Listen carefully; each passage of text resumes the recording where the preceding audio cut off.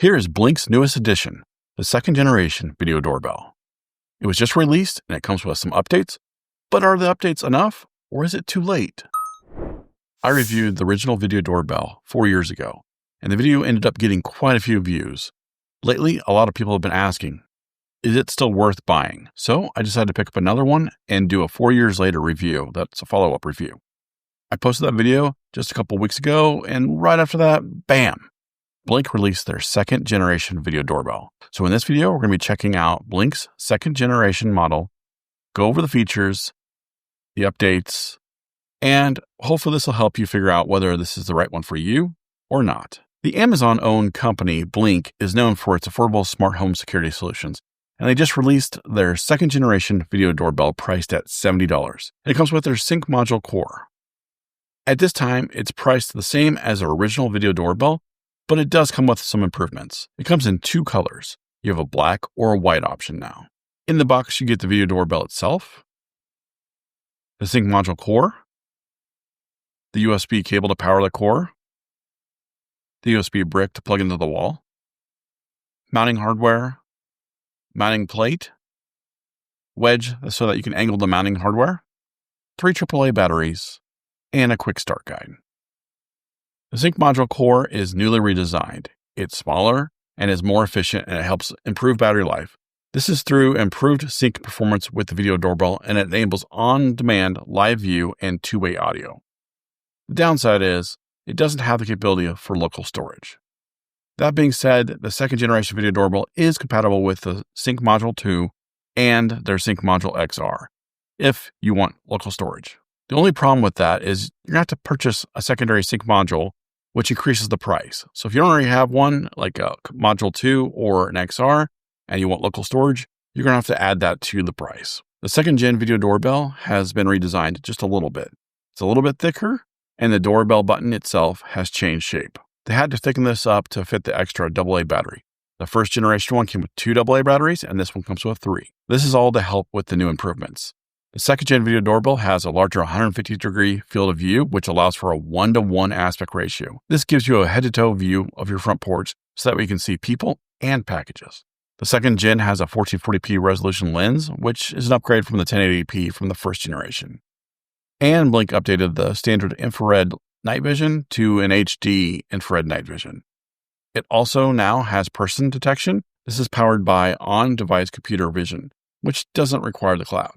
However, Blink does require a subscription for this to work. It's done on the device itself, but Blink requires you to pay extra for subscription to get this to work. Why? With the second gen, Blink chose not to upgrade the Wi-Fi capabilities and is still limited to 2.4 gigahertz. Motion-activated recordings is still limited to 30-second clips, and the 2-way audio is push-to-talk, which is like talking through a walkie-talkie, as opposed to a full duplex, which is like a phone call. And most of what you're going to find on other video doorbells is full duplex. Most of these limitations are designed to extend battery life, which is Blink's standout feature of 2 years. The second gen is still capable to be wired to your existing doorbell wires. However, like the original video doorbell, this only allows the doorbell to use the inside chime in your house. It does not power the doorbell or charge it. Let's take a quick at the video and audio qualities during the daytime and nighttime. This is the quality of the video during the daytime. Right now it's a little bit overcast, but this is what you're going to get, and the audio quality.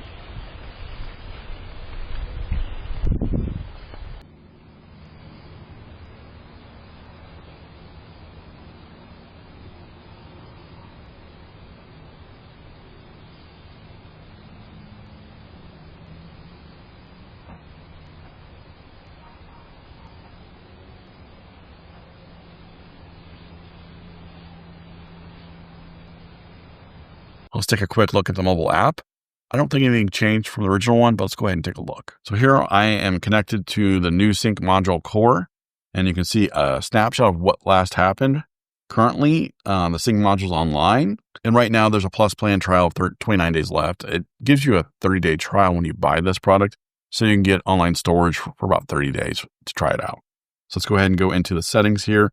And when you click on that, it tells you, hey, this is online, it's on Wi-Fi. There's no notification snooze right now because I don't have it armed. Motion detection is on, but it's disarmed, so it's not going to alert me. I can refresh the thumbnail and then go into device settings. So we'll go to device settings and general settings. You can rename the device. Right now, it's just a regular name. Battery level, okay. The current firmware, the button LED, right now I have it on press and motion. By factory, it was just on press.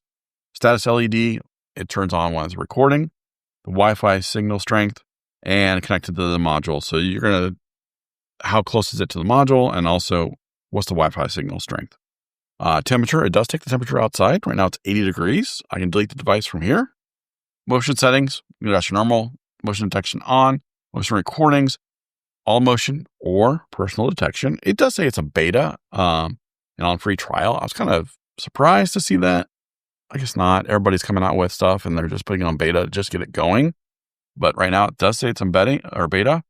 Motion sensitivity, motion zones. Motion zones are great. This allows you to set up different areas that you want to record and different areas that you don't want to record for motion. Retrigger time, 10 seconds.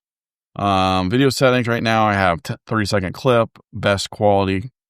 I don't have it set to end early if motion stops because it doesn't really work for me on this. Auto night vision, doorbell chime settings, audio settings, privacy settings.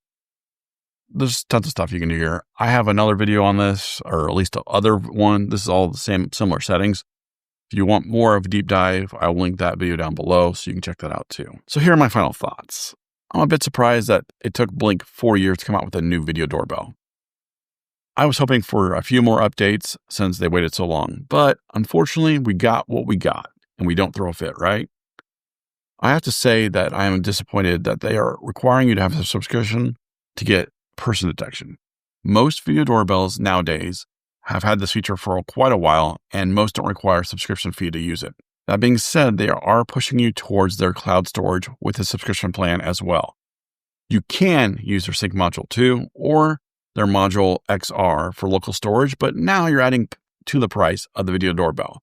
So that price is now putting it out of the price range of other video doorbells that might be better. The best part of Blink Video Doorbell was the price. And I have to be honest, if you have to add more to get local storage, if you price it in line with other video doorbells out there that have more features, it no longer is an option for me personally.